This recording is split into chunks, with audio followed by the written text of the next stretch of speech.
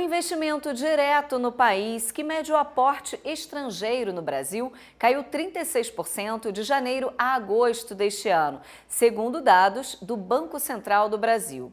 Isso acendeu um alerta nas chamadas contas externas. E para falar sobre o assunto, eu entrevisto agora Rica Mello, especialista em gestão de negócios. Oi, Rica, bom dia, seja muito bem-vindo. Bom dia. Rica, quais os motivos, levaram a essa queda de investimentos estrangeiros no país? Olha, Camila, a gente tem um ano um pouco difícil mundialmente falando, né? E as taxas de juros são um pouco mais altas fora do país, então quando alguém, um investidor, traz o dinheiro de fora do Brasil para o Brasil, se ele tem taxas de juros altas fora do Brasil, às vezes ele prefere deixar o dinheiro lá na casa dele, no país onde ele está.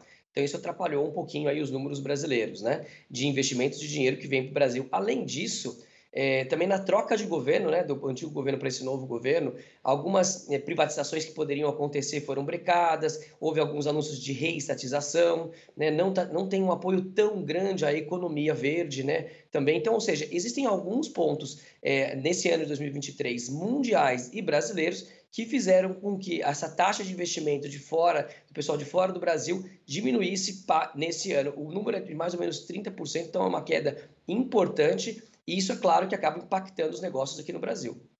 Sim. E Rica, que tipo de alerta deve acender nesse momento de queda de investimento no país?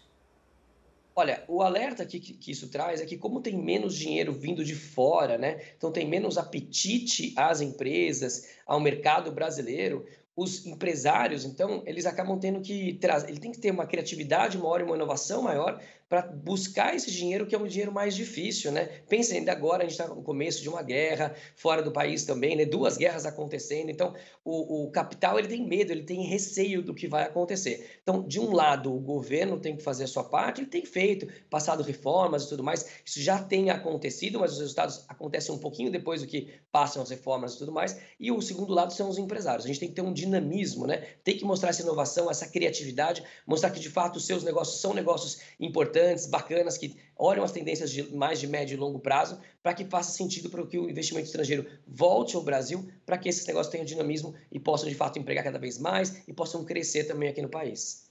E essa fuga de investimentos, Rica, estrangeiros, ela pode afetar os negócios aqui no Brasil?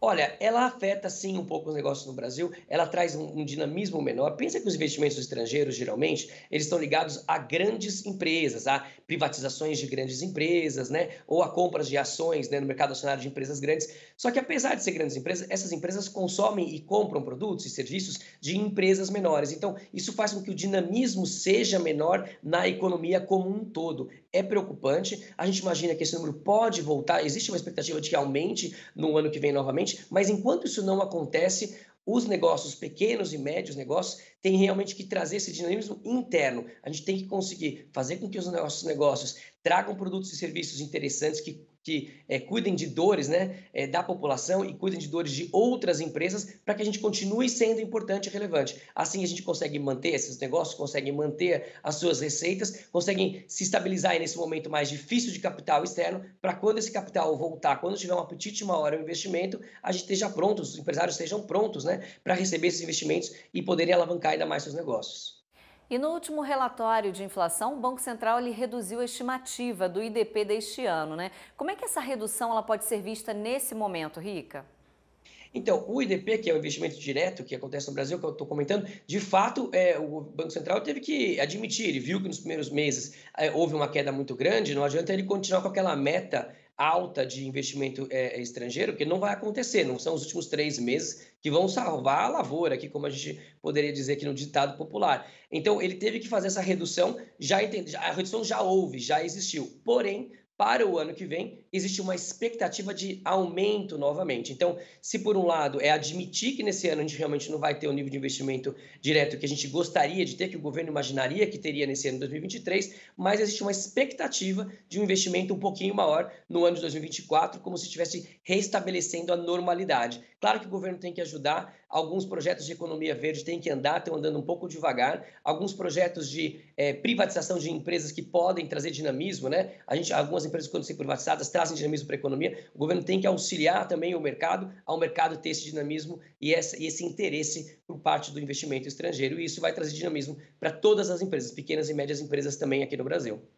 Perfeito. Rica Mello, muito obrigada por sua presença, sua participação ao vivo aqui com a gente, viu? Imagina, obrigado pela oportunidade, fico à disposição.